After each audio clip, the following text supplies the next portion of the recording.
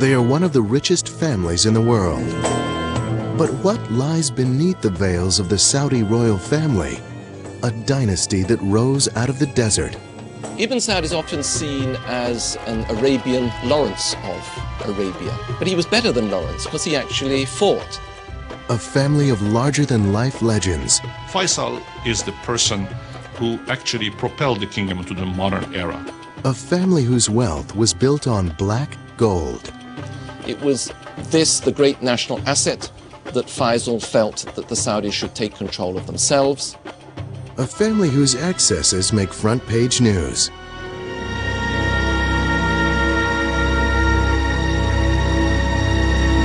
The Saudi royal family has been an American ally for over 70 years. But following the tragic events of September 11, 2001, when it was revealed that 15 of the 19 September 11th terrorists were Saudi citizens, questions arose about the future of this precarious alliance, first forged with the Saudi royal family's patriarch.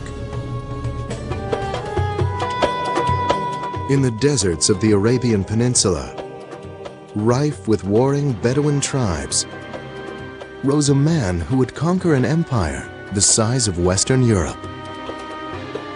Handsome and charismatic, Abdulaziz bin Rahman al-Saud, also known as Ibn Saud, might have stepped right out of the Arabian Nights. A man of great physical stature, at 6 foot 4 inches tall, he towered over most of his Bedouin brothers and was a fierce warrior. Ibn Saud is often seen as an Arabian Lawrence of Arabia, but he was better than Lawrence because he actually fought, and his capture of Riyadh illustrates that. Ibn Saud was 26 when he engaged in the campaign that would define his early career. The battle to recapture the town of Riyadh, which had been lost by his father to the neighboring Rashid tribe a decade earlier. In the pre-dawn hours of January 16, 1902, Ibn Saud and his warriors attacked the Riyadh fort and killed the governor. The garrison quickly surrendered, and Ibn Saud reclaimed his patrimony. But Ibn Saud wanted more than to be the ruler of a small town. He was a visionary who dreamt of uniting the constantly warring Bedouin tribes into one nation. Talking around the campfires, the Bedouin liked to joke about Ibn Saud. They said he's got two swords, a sword of steel, the one with which he conquered, and the sword of flesh, which he used once he'd conquered, and would marry the chief daughters of the tribe that he'd conquered, and thus bring that tribe physically into the union of the Saudi family. Ibn Saud would wed 22 wives and father 45 sons, 35 of whom lived through his lifetime. Ibn Saud's other means of ensuring loyalty were insisting that those he conquered become devout followers of the strict Wahhabi Islamic sect. They're the strictest section of Sunni Islam. Until the 30s and 40s, they didn't wear silk, they didn't have flowers in their gardens, they would never use perfume. They were Puritan, they were desert people, and they loved him. They had this fierce religious ideology, the willingness on the part of the Ikhwan, the Brotherhood as they were called, to die in battle. Almost a willingness, a wish to die in battle because they believed they were fighting a holy war. With the Ikhwan, Ibn Saud was able to conquer an area greater than Western Europe. In the early 20s, Abdulaziz al-Saud was able to really take the ideology of Wahhabism, and we might consider today that's the ideology of militant Islam, and to really make it into a political force in order to pull the tribes of Saudi Arabia together. His successes were great, but there would be deep personal losses too. In 1919, at the end of the First World War, Saudi Arabia was struck, as most of the rest of the world was, by the terrible influenza epidemic. They couldn't get medical supplies to Riyadh fast enough to save his wife, one of his most dearly beloved wives, and also his son, Turki, who was particularly admired by everybody who knew him as a future leader. It was a devastating loss. Yet having survived the epidemic himself, Ibn Saud was even more determined to complete his conquest. In 1926, he took possession of Mecca and Medina, the two holiest sites in Islam. This provided him with an important source of revenue, fees from the annual pilgrimage to Mecca called the Hajj. He charged Muslims to make the Hajj to Mecca. They had to pay a fee to be allowed into Saudi Arabia, and that's how he lived, frugally. By 1932, Ibn Saud had conquered the vast territory between the Red Sea and the Persian Gulf. He would name it after his family, Saudi Arabia, and proclaim himself king. However, the Great Depression of the early 30s put Ibn Saud's new kingdom in jeopardy. He watched as revenues from the Hajj dwindled. Far fewer Muslims could now afford the pilgrimage to Mecca.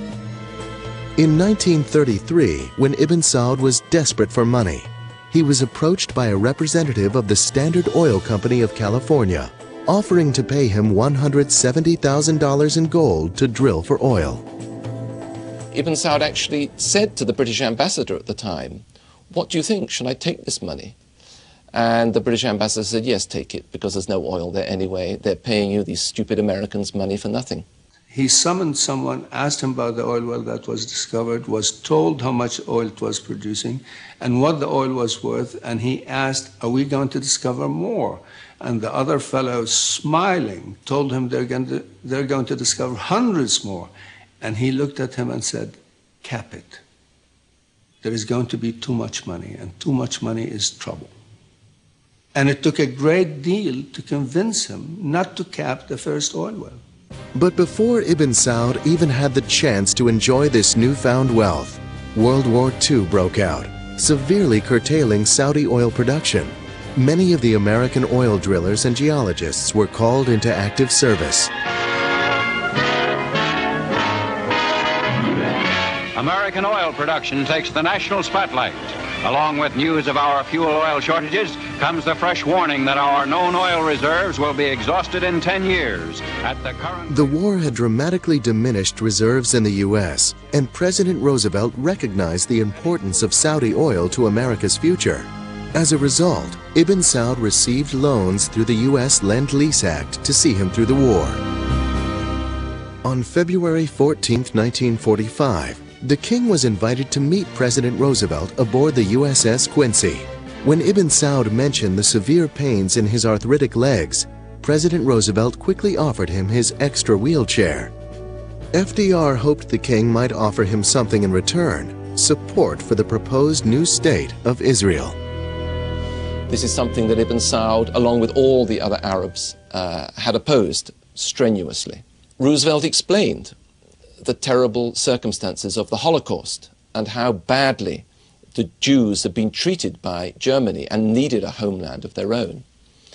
And Ibn Saud looked at Roosevelt straight in the face, apparently, and said, yes, it was a terrible thing. So why wouldn't the Jews be given a bit of Germany for their homeland? Because it wasn't the Palestinians who had ever done any harm to the Jews. The king received a promise from President Roosevelt that he would continue to be consulted on the homeland issue. But President Roosevelt died 2 months later, and President Truman later supported the UN resolution for the creation of the State of Israel without consulting the king. While there were some who felt, especially the oil people, that the king, the old king, might retaliate by canceling the oil concession, he made it very clear to us that he was not going to do this. And so the question of Israel became an issue on which we in effect agreed to disagree. With the end of World War II, drilling resumed in Saudi Arabia. American firms have opened new fields abroad. Of these, one of the biggest and most important is Saudi Arabia. Beneath its blistering sands lies a near ocean of oil, whose potential reserves are estimated at 150 billion barrels. Standard Oil of California joined Texaco and Standard Oil of New Jersey and New York to form Aramco, the Arabian American Oil Company. With more capital for exploration, oil money came pouring into King Ibn Saud's personal treasury. This was a personal license to drill oil that Ibn Saud had granted in his lands. It was his money. And to this day, there is a sense in which the House of Saud consider the oil to be their own personal property. The sudden influx of oil revenues means a new role for King Ibn Saud. In time, the vast wealth produced would transform Saudi Arabia from one of the poorest nations in the world into one of the richest. He had a lot of charm, personality, charisma. Nestor Sander, now 87, was a young paleontologist with Aramco when he met Ibn Saud.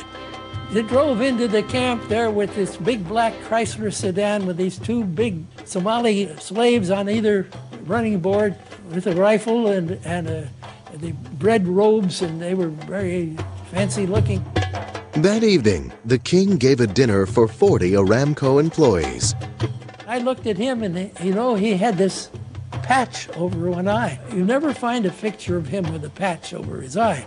This black patch was on his left eye because in 1923 and 24 he'd had erysipelas, and the erysipelas had destroyed the vision in the eye. Ibn Saud had provided a feast fit for a king. He was always very generous and made sure the tribes in his extended family were well taken care of. He gave them money, and of course when the oil came, he gave them more money. He saw to it that every tribe was happy. He saw to it that they would follow him without question. As well as spending money on the tribes, the king also enjoyed treating himself to the latest inventions, like the telephone. And he could be inventive when he ran into religious opposition. Ibn Saud arranged a special demonstration of how the telephone could work. And he had it call up a distant town. And he said to one religious sheikh, well, why don't you speak on the phone and see what you can hear at the other end? And at the other end, Ibn Saud had stationed another religious sheikh. And so when the religious saw that this work of the devil could in fact be used to make their own communications easier, they changed their mind. But by the early 50s, the king's health was failing. He had severe arthritis, was blind in one eye, and was scarred from his many battles. Knowing that his health was failing, Ibn Saud made sure his kingdom would stay in the family. In the last years of his life, Ibn Saud relied very strongly on his two eldest surviving sons, Saud and Faisal. But most people who knew the two brothers knew that the second brother, Faisal, was the one who really had it in his head, the one who had the political ability. And so, before he died, Ibn Saud is said to have brought the two brothers together and asked that although one would obviously become king, that was Saud, and the younger one, Faisal, would become crown prince, they should see themselves as a partnership and should work as a team. On November 9, 1953, Ibn Saud died in Faisal's arms at the age of 77.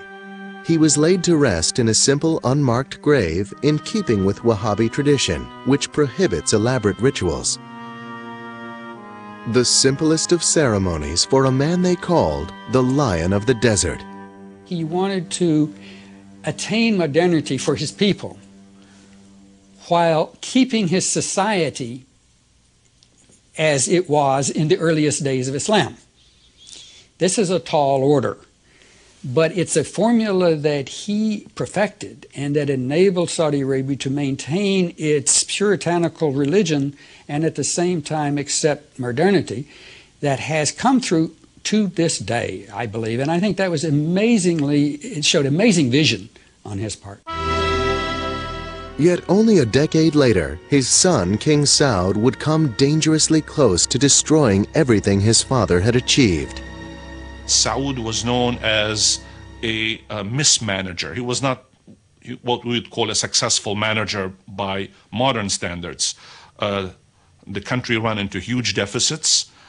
He had a reputation for being more interested in the leisurely lifestyle than in the running of a country. King Saud turned out to be the most disastrous of the kings. No one has ever been quite able to figure out what he was motivated by, other than his own personal pleasure.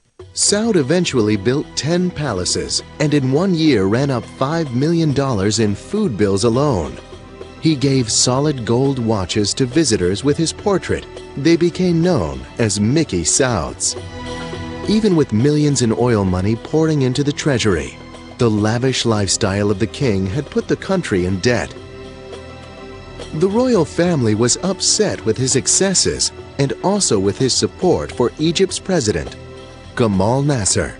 They were worried about Arab socialism, and they were worried about Nasser's connections with the Soviet Union. The Saudis are deeply religious, consider communism, generally speaking, as atheism. President Eisenhower was concerned as well. To break Saud's infatuation with Nasser, in 1957, he enacted the Eisenhower Doctrine, which promised military and financial aid to any country fighting communist aggression. Eisenhower and Dulles had the idea for a time that Saud, representing the Saudi state, which was receiving more and more oil income, might be a useful counter to Nasser in the Arab world. America's military and economic aid dampened Saud's enthusiasm for Nasser. In 1957, Eisenhower invited Saud to visit the White House. When King Saud arrived in Washington, D.C. with his entourage, they stayed at Blair House. The king's servant was overheard commenting, "The U.S. president must be a poor man because he has such an old place for his guests to stay in." If King Saud wasn't everyone's choice of favorite house guest, his young son Mashour had stolen the hearts of Americans. The king had brought his son to receive treatment for polio at Walter Reed Hospital. Mashour was Saud's 24th son, and perhaps the only area where Saud excelled over his father, Ibn Saud, was in procreating. He was to sire 52 sons and 55 daughters. When visiting the United States, King Saud had been gracious and charming. But at home, his behavior was becoming a major embarrassment, and his excessive drinking had taken a toll on his health. He simply was not up to running a country that was rapidly moving from the 7th century into the 20th century. The skills, the sensitivities, the sophistication, the administrative skills, he just didn't possess. He was a rather tragic figure. The family council decided it was time for Crown Prince Faisal to assume the responsibilities of governing and appointed him prime minister. But in 1960, Saud sought to regain his power. The family acceded to his wishes, hoping he would rein in his lifestyle and finally take charge. But after 4 more years of huge deficits, in 1964, the royal family called upon the religious council, the ulema, to make a final decision as to who should rule. Saud was deposed and sent into exile in Greece. He would die 5 years later in 1969 at the age of 67. Crown Prince Faisal was named the new ruler of Saudi Arabia. King Faisal, I think you could almost call him the idealized king. He was tall, he was very distinguished looking, much more educated and worldly than any of the predecessors. The royal family now put their faith in Faisal to restore the health and wealth of the kingdom. In 1964, the royal family of Saudi Arabia declared their monarch, King Saud, unfit to rule. In his stead, they chose the heir apparent, King Faisal. Personality-wise, they were so different. Intellectually, they were so different. Saud, the last thing one would ever have said about him was that he was an intellectual. That wasn't his interest. Faisal was very well read, paid attention to all kinds of things. He was a very wise, able man. Faisal had been groomed all his life for the top spot. As a young boy of 14, he was singled out by his father, Ibn Saud, to make a trip to Europe. When he was only 25, his father appointed him foreign minister. He was a very modest, a very humble man. I remember his once saying to me, one should always listen twice as long, twice as much as one talks. In 1945, while attending UN sessions in San Francisco, Faisal visited a close friend, Ali Alireza, and his American wife, Marianne. The couple were living in Berkeley where they had met in college. She was extremely friendly, extremely down to earth, extremely willing to fit in. Marianne and Ali invited Faisal to a picnic. Oh, that was hysterical. That really was hysterical. And we prepared beef hot dogs and all the fixings for any picnic. And we went to the park in limousines yet. And I'll never forget Prince Faisal got a hot dog bun, put the hot dog, and caviar, and I don't know what else all on top of it. As a young man abroad, Faisal enjoyed parties, beautiful women, smoking and drinking, strictly prohibited by his Wahhabist religion. But by the time he was chosen king in 1964, he was in his late 50s and had left his playboy life behind. I understand that when he was a young man, he was a bit of a libertine at times.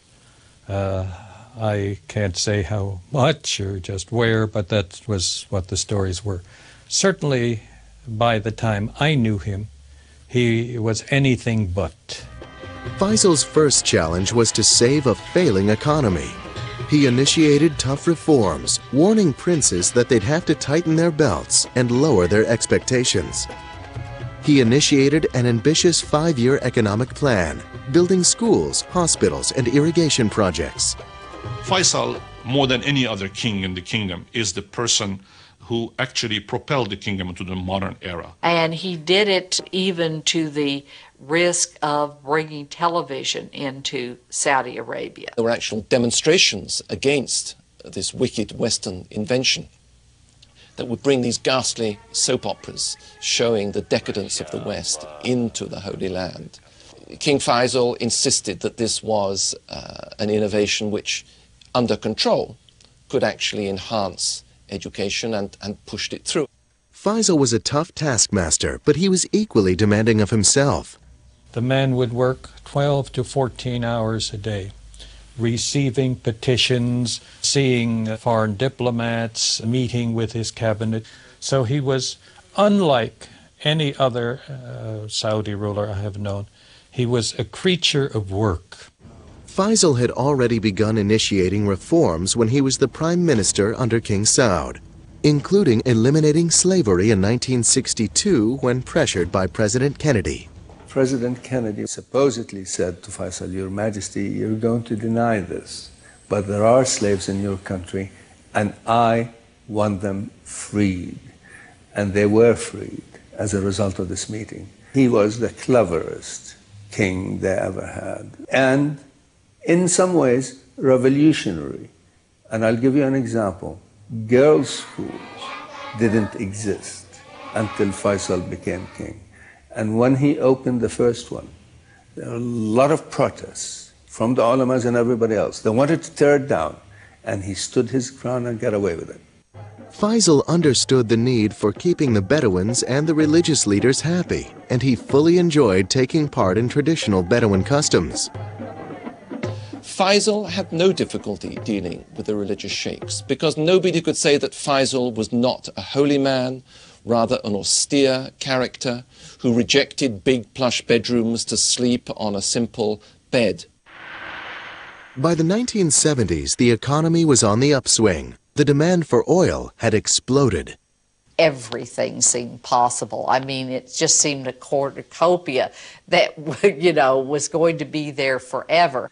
In 1974, Faisal directed his oil minister, Sheikh Yamani, to negotiate a 60% ownership of Aramco. Saudis started to run the oil fields. It was this, the great national asset, that Faisal felt that the Saudis should take control of themselves. It jerked Saudi Arabia out of this medieval past and threw them onto the center of the world stage because they were producing so much oil, so much money was coming in that they had to spend this money in order to keep the international economy going. Saudi Arabia seemed an oasis of prosperity and tranquility in the volatile area of the Middle East. In 1967, the Six-Day Arab-Israeli War broke out. He felt very deeply about Israel, very strongly about that. He always insisted he was not anti-Semitic, anti-Jewish, but he was anti-Israel. Again in 1973, fighting erupted. Egypt and Syria attacked Israel. During the hostilities, President Nixon promised Faisal he would be even-handed, but then approved a $2.2 billion military aid package to Israel. Faisal was furious. Having gotten this message that we're going to be even-handed, and 2 days later saying, and we're going to give $2 billion to the Israelis for military aid, was a breach of trust, personally. I think he took it as a personal breach of trust and reacted accordingly. And it was at that point that something in Faisal snapped, and he gave way to a very strong feeling that was generated by those around him, that the power of oil held by the Arabs should actually be used in this war. On his initiative, Saudi Arabia and the other OPEC nations declared an oil embargo against the United States. It was the only card he had to play. It was the only weapon he had in his arsenal that he thought would make an impact on America. Now, it did make a big economic impact on America, but it certainly didn't change American policy. In 1975, Faisal was at the height of his popularity throughout the Arab world. Then, on March 25th, he attended his weekly majlis, or public audience for those petitioning the king for favors. Suddenly, a young man rushed towards him. A gun discharged, and the king slumped forward. Faisal had been assassinated. The assassin, Faisal bin Musaid, was King Faisal's own nephew, seeking revenge for his brother's death. The assassin was the brother of a rather unstable prince who had been involved in demonstrations against the new television stations. Faisal had ordered troops to suppress these demonstrations. They had exceeded their warrant. They had shot a number of the demonstrators, including this young man. I was so horrified, I still am, to think a man of that caliber, a man of that dream, a man of that desire to make things better, had to reach such a horrible ending. When Faisal was killed, Saudi Arabia genuinely went into mourning. You know, the man who made sense and finally became king is gone. They knew nothing like him from within the family. They respected him. Only 3 months before he was killed, Time magazine had named King Faisal Man of the Year. Faisal's murder was the second severe shock to the House of Saud in only a decade. The royal family once again had to decide who should lead this vast and complex country.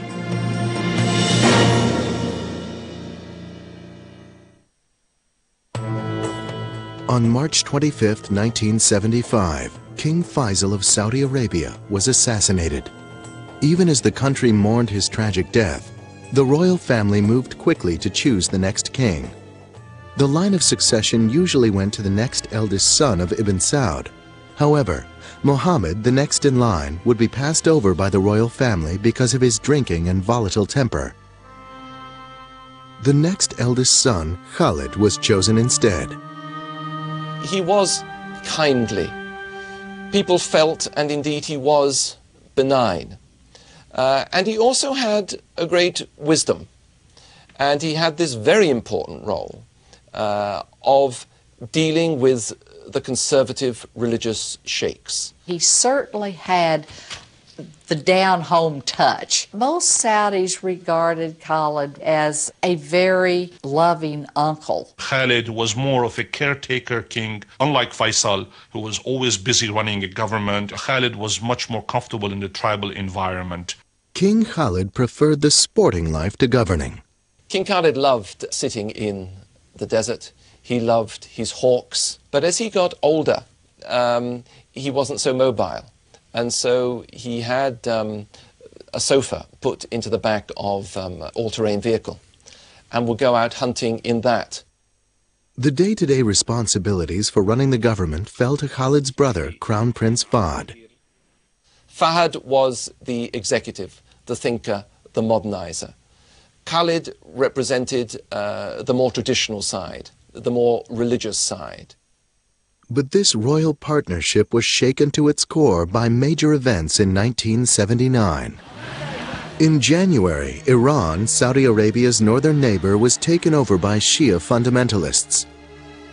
The Shah had fled, and Muslim cleric Ayatollah Khomeini now governed a new militant theocracy. Khomeini and the Iranians trying to export that revolution, and that Saudi Arabia was a really tempting target.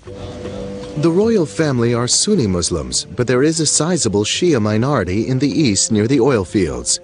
After Khomeini's victory, they rose up in protest and were quickly suppressed by 20,000 Saudi National Guards. Then in December of 1979, the royal family faced another ominous threat. The Soviet Union had invaded Afghanistan. King Khalid viewed the Soviet presence as a serious threat to the region. The Soviet Union was seen as godless. It was godless, and therefore a direct threat not just to Afghanistan but to the whole Muslim community. Saudi Arabia would support the Mujahideen, religious fundamentalists fighting the Soviets, including many young Saudi Arabians who went there to fight. It was very successful for the Saudis and successful for us. The Soviets were defeated. And all these young Mujahideen, paid and trained by the Saudis and to some degree paid and trained by us, were also victorious. But actions have consequences. But King Khalid would not live to see the Soviets defeated in Afghanistan. He died of a heart attack in 1982. Crown Prince Fahd made a smooth transition into his role as king, having been a ruling partner for years. Very gregarious. He would talk sometimes for 2 or 3 hours at a stretch. He was a very literate, very astute person in terms of his knowledge of the world, in terms of his grasp of the diplomacy at the moment. But one of Fahd's major challenges was facing him right at home. Some of the young Saudis who fought in Afghanistan experienced a difficult transition when they returned home. They now viewed the royal family in a new light. How do you get them back on the farm after they've seen Paris? I hate to describe Kabul as Paris, but you know, how do you reintegrate young warriors when they come back victorious from a war? They looked and they saw, instead of a country ruled by shepherd kings living austere Muslim lives, they saw a country that was run by and for the benefit of the royal family, and where there was a gap between what the royal family said and what it actually did. While the king and royal princes, now thought to number at least 5,000, still claimed to be devoted followers of the strict Wahhabi sect, their opulent lifestyles seemed a contradiction. When Fahd was crown prince, he lost $6 million in one night of gambling in Monte Carlo. As king, Forbes magazine estimated his wealth to be about $30 billion. He built several palaces, but his favorite getaway would be an expansive estate in Marbella, Spain, with 2 yachts moored offshore for partying. But the good life does have a price.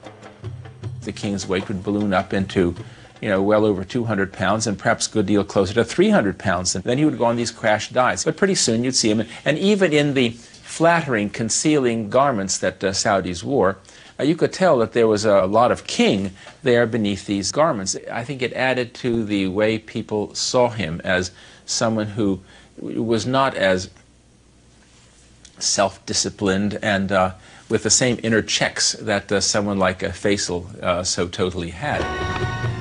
Many of the princes live as splendidly as kings.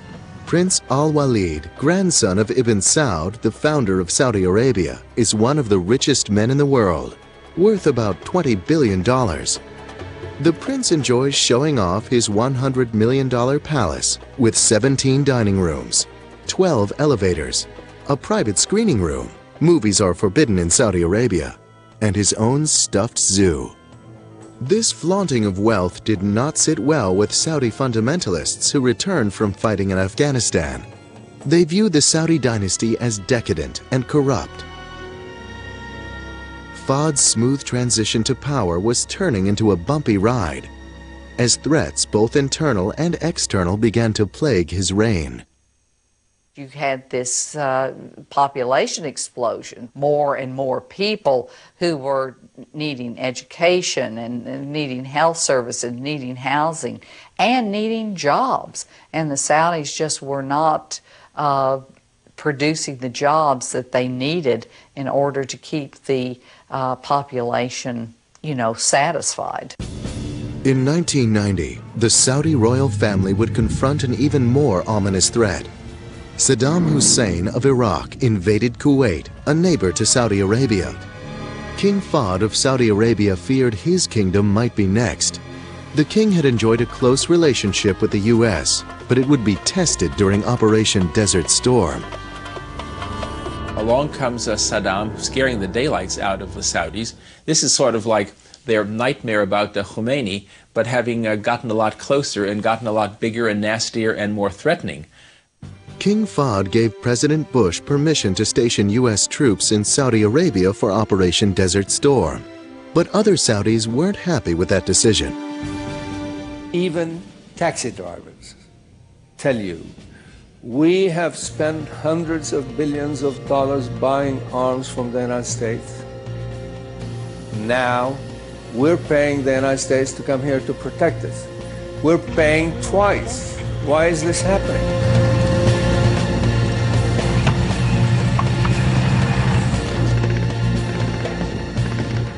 After Iraq's defeat, 5,000 American soldiers remained behind in Saudi Arabia. Muslim clerics and international terrorist Osama bin Laden would angrily denounce the royal family for allowing these infidels to remain on Muslim soil. Saudis had always had a real fear and resentment of an American military presence in Saudi Arabia for two reasons. One, they are xenophobic, and the idea of armed foreigners in the country was very disquieting to them. Another thing that was of grave concern to them was that they consider Saudi Arabia to be sacred soil because it is the place where Mecca and Medina are. In November 1995, angry rhetoric turned to violence. A U.S. training mission in Riyadh was bombed, killing 5 Americans. The following year, another devastating attack. A U.S. military housing complex in Dhahran. 19 Americans were killed. King Fahd claimed to have found and executed the guilty terrorists, but FBI agents complained that they hadn't been given access to the investigations. There was now a decided chill in relations between the United States and Saudi Arabia. Internally, King Fahd faced other problems. He had anteed up the major tab for Desert Storm, about $55 billion, and the economy was suffering. Yet he chose not to cut back on princely stipends or commissions. Rather than reining in the royal family, he more or less just let them run wild. I think Fahd really was breaking the commitment to what I might call social justice in Saudi Arabia and allowing the elites to amass great wealth. In 1995, during this period of growing discontent, King Fahd suffered a major stroke. Since then, he hasn't been well enough physically or mentally to run the government. Crown Prince Abdullah has been running the government and will become the next ruler of Saudi Arabia when Fahd dies. Abdullah is the right man at the right time. He has maintained his ties to the traditionalists. He is very well respected by all Saudis as being pious, uncorrupted, and he has really stepped in and began to, cut down on the prerogatives of the royal family. Abdullah is well aware of the challenges facing him at home. And internationally, Saudi policies were being questioned since the revelation that 15 of the 19 terrorists who attacked on 9/11 were Saudi citizens. In 2002, families of those who perished brought a $1 trillion lawsuit against Arab banks, charitable organizations, and 3 Saudi royal princes, including Prince Sultan, the defense minister, and Prince Turki al-Faisal, ambassador to Britain. The lawsuit charged that they had supported terrorist groups like al-qaida, responsible for the attack on the World Trade Center and the Pentagon.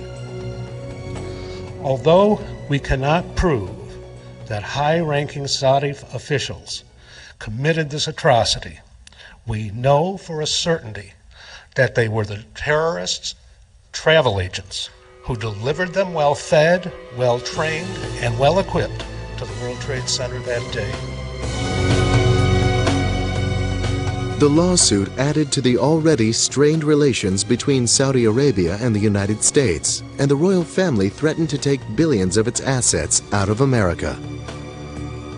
And unlike 1990, when they had allowed the United States use of its air bases during the war against Iraq, in 2002, Crown Prince Abdullah said no to the U.S. unless the attack was sanctioned by the United Nations. After 70 years of interdependency trading oil for security, it seemed the royal family and the United States had reached a critical turning point. No one could predict the fate of the Saudi family. But since they already had managed an incredible leap from the Middle Ages to the 21st century in only 7 decades, many felt they would probably weather this as well. This is a vibrant society. It has its problems, like all societies in the world, but it is not a failed society. It is experiencing growing pains, but it is a society that will certainly endure.